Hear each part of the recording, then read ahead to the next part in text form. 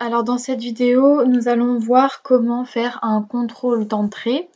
Donc ici, je vais le faire uniquement pour ce diagramme parce qu'il y a trop de départements et le diagramme est illisible. Donc pour faire un contrôle d'entrée, on va dans la barre de gauche.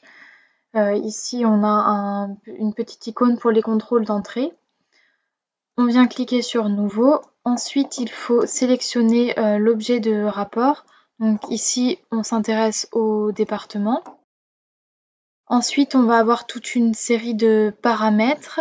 Ici, on va pouvoir sélectionner si on veut une seule valeur ou plusieurs valeurs en même temps. Donc on peut imaginer ici qu'on veut voir un seul département à la fois, donc on restera ici. Ensuite, on peut proposer une boîte déroulante. Il suffira de dérouler une liste et de cliquer sur le département souhaité. Donc on peut renommer ici l'étiquette. Donc on souhaite toutes les valeurs. On peut mettre une valeur par défaut, par exemple les ressources humaines. Ensuite, on autorise toute la section de toutes les valeurs. On n'autorise pas les valeurs nulles, de toute façon on n'en a pas. Et est égal. Suivant.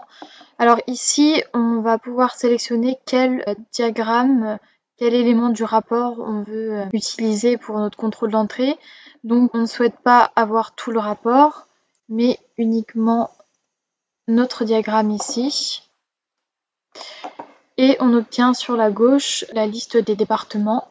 Donc ici les ressources humaines, ça nous donne qu'une année. En général, production, il y a plusieurs données, voilà.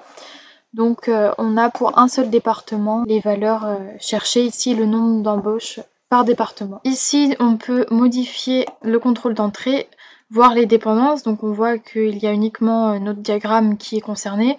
On peut toujours ajouter le reste. Bon, ça ne concerne pas les départements ici, donc nous n'avons pas besoin. Pour avoir tout le rapport, il suffit de cliquer ici.